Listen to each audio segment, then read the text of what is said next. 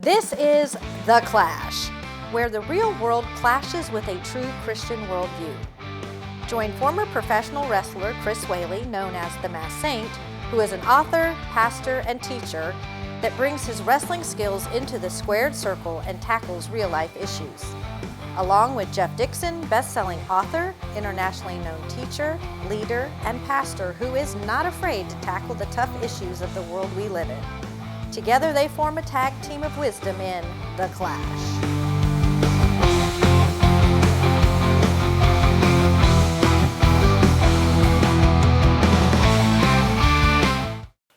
Hi, welcome to The Clash, where we take a Christian worldview and allow it to clash into the culture that we live in. My name is Jeff Dixon. I'm joined by Chris Whaley. And we are once again here to be as your host, tour guides, and just, captains of fun. Right. For the next 30 minutes. How about that? I like that. Captains of fun. What should we talk about today? Here's a good subject. How about heroes? Heroes? Yeah. Heroes is a good subject, Yeah, especially in the world that. we live in. Mm-hmm. Do you have heroes? Absolutely. I have them as well. I would imagine that most of our audience has a hero along the way. Are your heroes real or imaginary? Oh, no, they're real. Okay. Well, I've got some real ones, and I've also got some fictional ones I've looked to emulate as well. So between all of us, we'll come up with some things to talk about. I'm sure we will. All right. Well, we're going to talk about heroes. And so this is the hero episode here on The Clash, and we'll be back right after this break. I love hearing from our listeners. I have a website called themaskedsaint.com, and I get people telling me things about the old wrestling days. I love to hear from them. I'm on Facebook, I'm on X, I'm on Instagram, and I just never get tired of listening to people. And if you have not read The Masked Saint, I have that available on my website. I have the Christmas book, Harold's Heavenly Christmas. I have the last book that I wrote with a wrestling buddy called Mr. President. Pictures whenever I was still in good shape. I have those available along with t-shirts, anything, but most of all, just love to hear from you.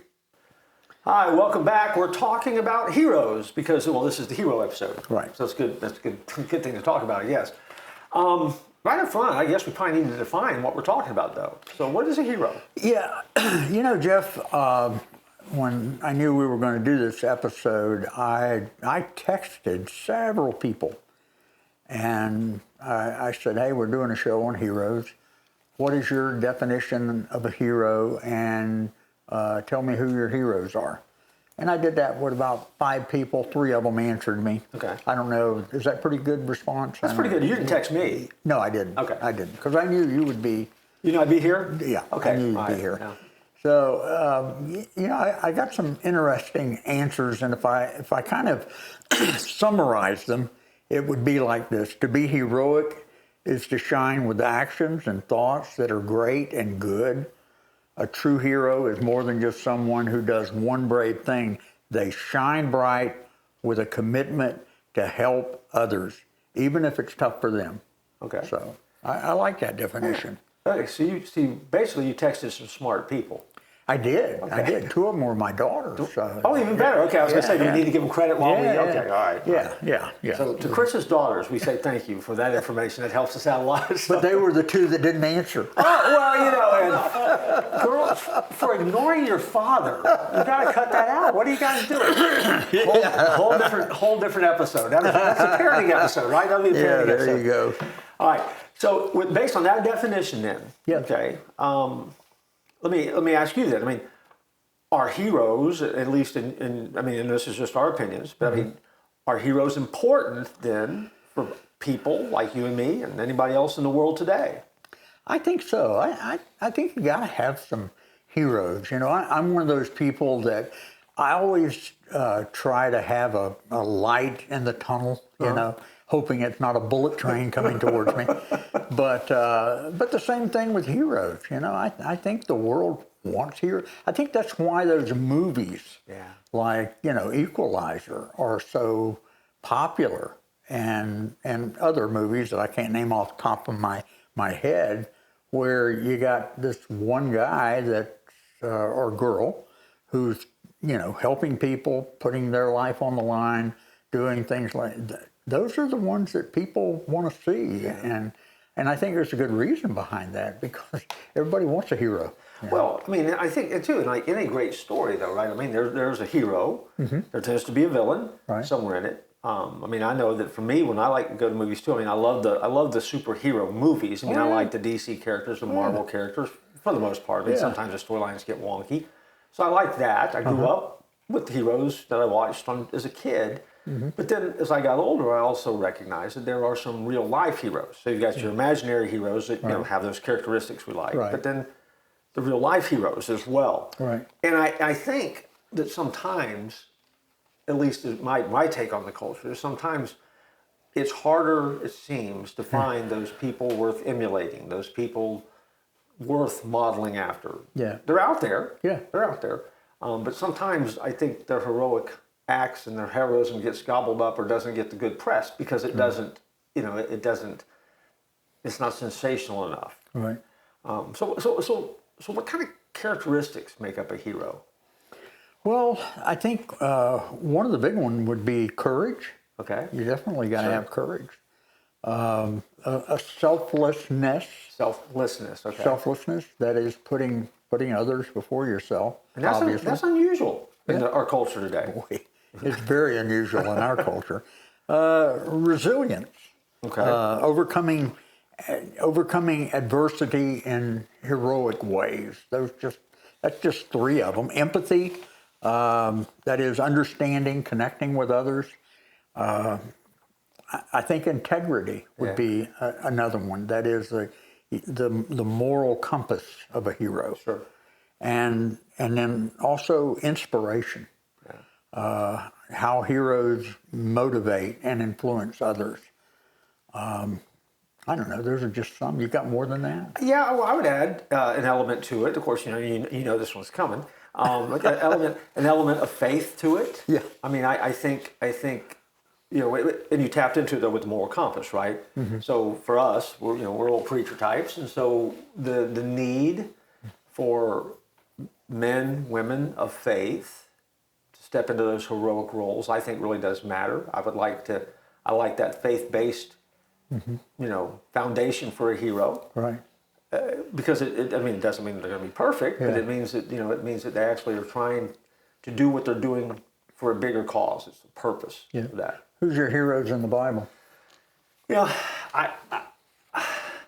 a good question. But before I answer it, I want to point out to our audience. Of course, you guys already know this because, well, if you watch this show, you're a lot smarter than other people.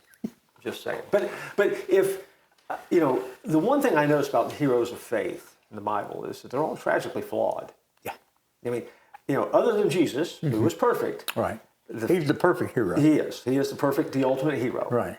We may have just given away the ending to the show. But all of the heroes of faith that we have really do have some character flaws, some chinks in the armor. I think that God does that because God is a God of love and grace and mercy and integrity, though, for us, because it reminds me that we don't have to be perfect. Right. So when I look at heroes of faith in the Bible, I think of David's mighty men. These guys did not get a whole lot of press in Scripture, but these guys had to be they had to be incredible. Right. And they're just warriors. Yeah. And David had these guys, and they were incredibly loyal, and they would go to the wall for this guy. And he was flawed. Oh, tragically flawed. Tragically flawed. And I think of guys that are just like goat farmers like Shamgar. Yeah. Who all he has to fight with is his goat punch and poop stick. And that was his weapon, right? But the Bible talks about that. Paul. Samson, man, God's super strong man of faith, Yeah. and man, he had a lot of flaws. Well, and the lesson in that is don't get a haircut. Yeah. Haircuts always get you in trouble, so don't get a haircut. But it's they are flawed, they are not perfect, and yet God steps in and He uses all of them because they have the qualities that we were just talking about. Though there's the faith, the courage, the perseverance.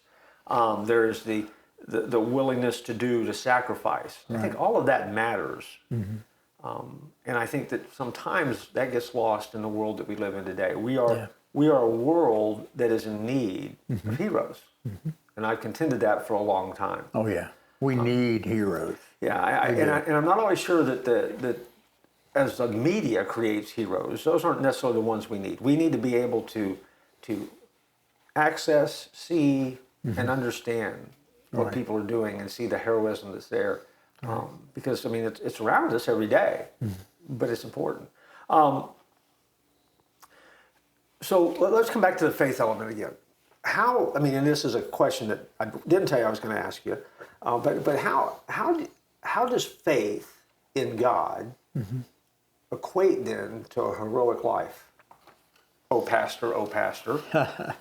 Well, you know, I'm glad that we call our show The Clash, and we are we're faith-based, and so, our heroes they're always going to have that element of faith, and I think that's what sets us apart from the other heroes of the world that get lost.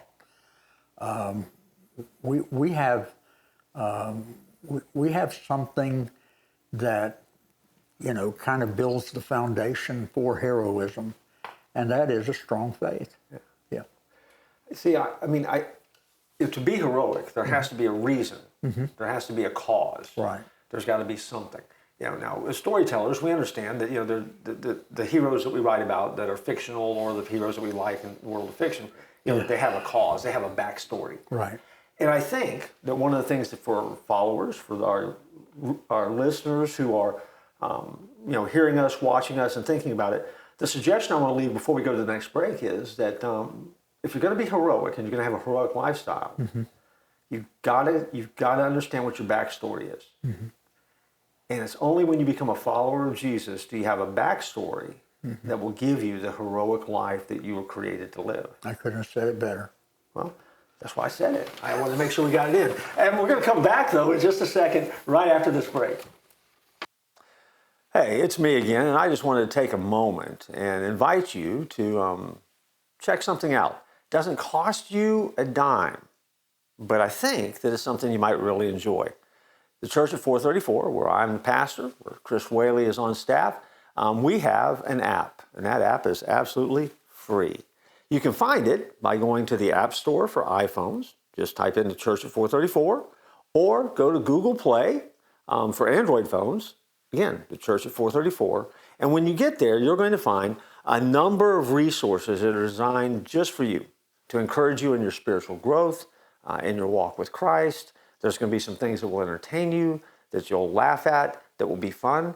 And you can also tap in and watch our worship services. You can see some of the films that we've made. You can see some of the activities that we've got. And you can connect to the ministry of the Church of 434, where Chris and I are a part of that on a weekly basis. And we would love for you to join us and become a part of that network with us. And so check out the Church at 434 app in the App Store or in Google Play, and you can visit with us there. Also, you can email us right through that app, and we'd love to hear from you. Just say, hey, I got the app, and I like it. If you get the app and you don't like it, we don't want to hear from you. But that's a whole different thing. Let's get back to the clash. Welcome back for this segment of the Heroes episode. Just before the break, we talked about the fact how important it is that as a faith basis gives our heroes a reason for living, for doing what they do. But I want to come back to another thought that we started with too. Just because you have that basis, just because you have that faith base, doesn't mean you're going to be perfect. No. I mean, Chris, I don't know, as you think back over your life, over the heroes you've known and heroes you have, I mean, I think it's safe to say that our heroes have never been perfect, right? I mean, when I say, who is your hero? Yeah. Who pops in your head first? Well, two of them. Okay. One of them,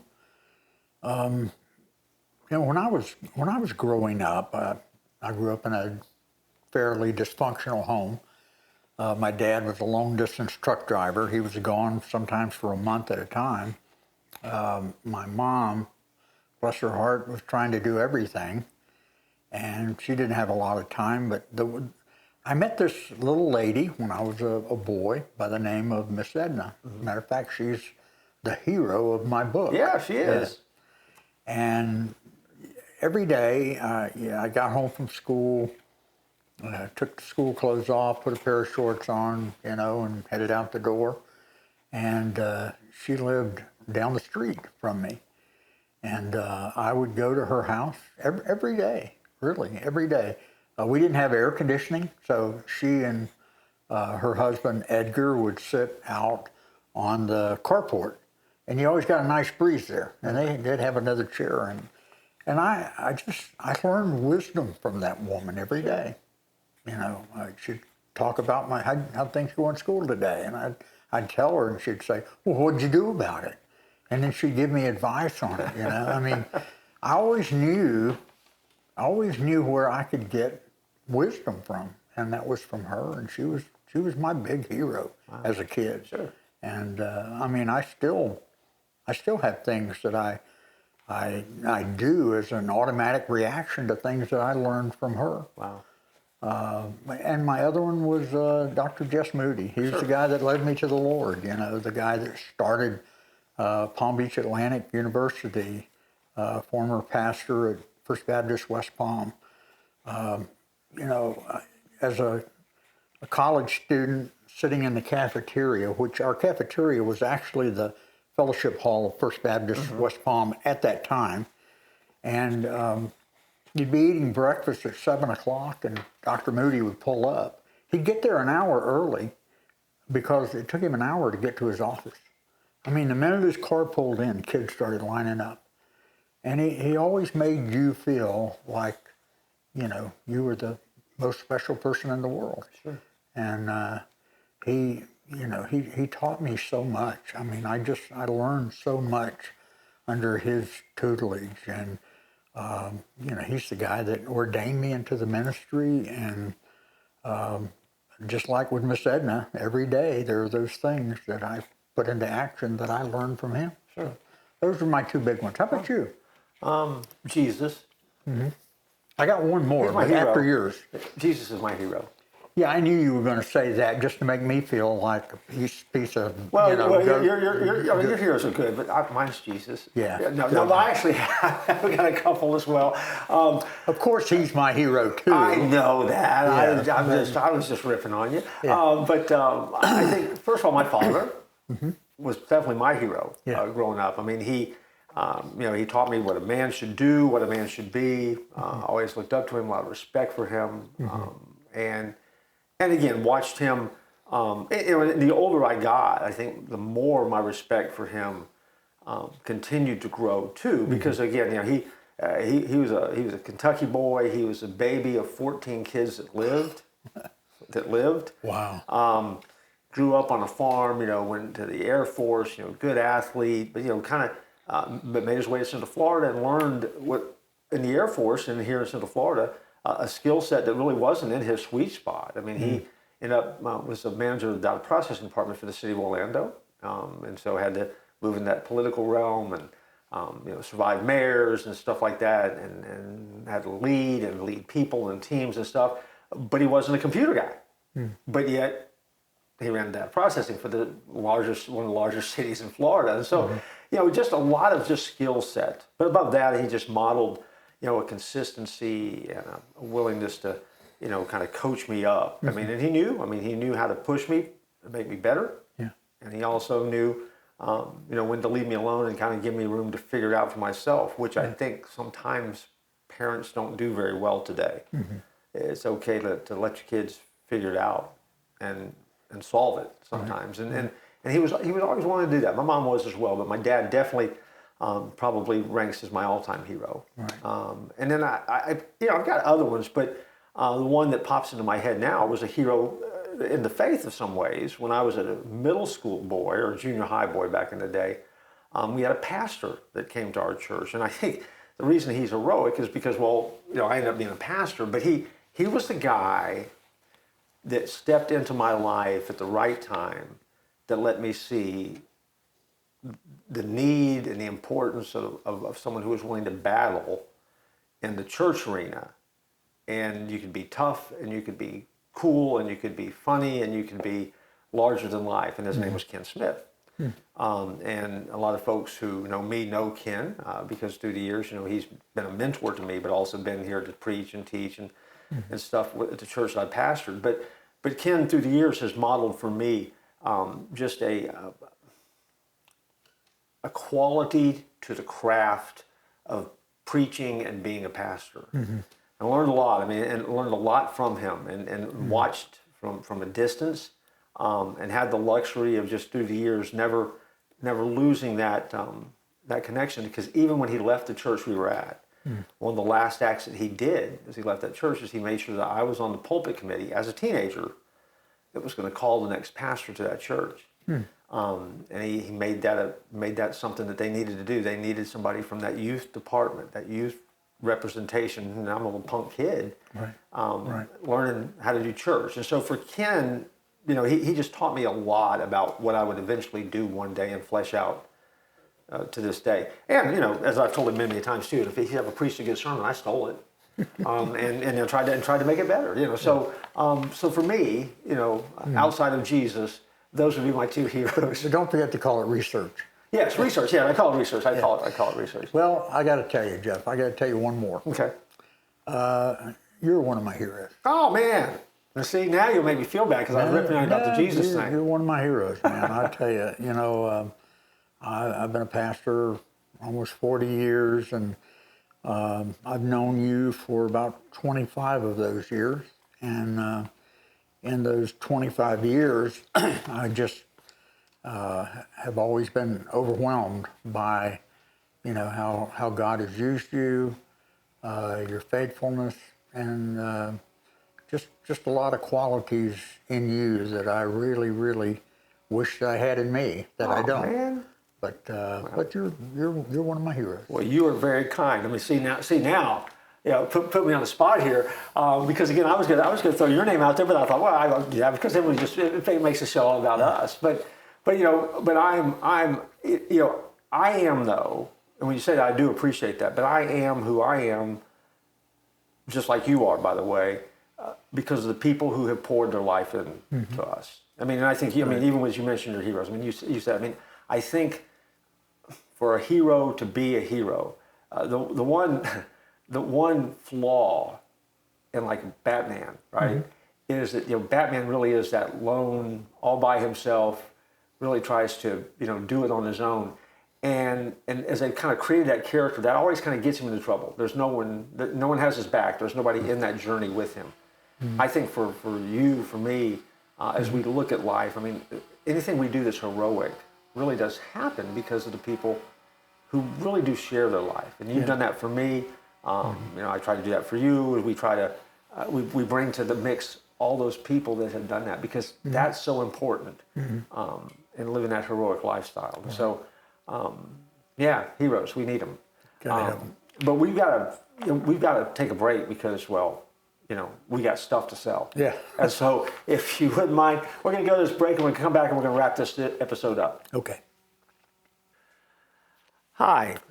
Thanks for not leaving during the break because, I'm obviously trying to get you to buy something. I really am. If you're anything like me, middle of summer, sometimes it gets really hot. We film here in Florida. It's hot all the time. And every once in a while, you'd like to take a little bit of a break. Get a little Christmas spirit going in your life. If so, I have a suggestion for you. I have written a novella based upon the characters that show up in my novels. It's called Then Christmas Happens. It's available in the exclusive paperback edition, the collectible hardback edition, or if you're lazy like I am and you want someone to read to you, you can also get this book on Audible in about an hour and 10, 15 minutes. Hear it, read it, and get a little Christmas magic happening in your life. To get it, you have to go to Amazon, look up My Name, Jeff Dixon, and then let Christmas happen in your life. Welcome back. We're still talking about heroes. Chris, during our break, we were talking a little bit about heroes and who is it that we need to be heroes to? Let's give advice. Let's start giving a little bit of practical advice here.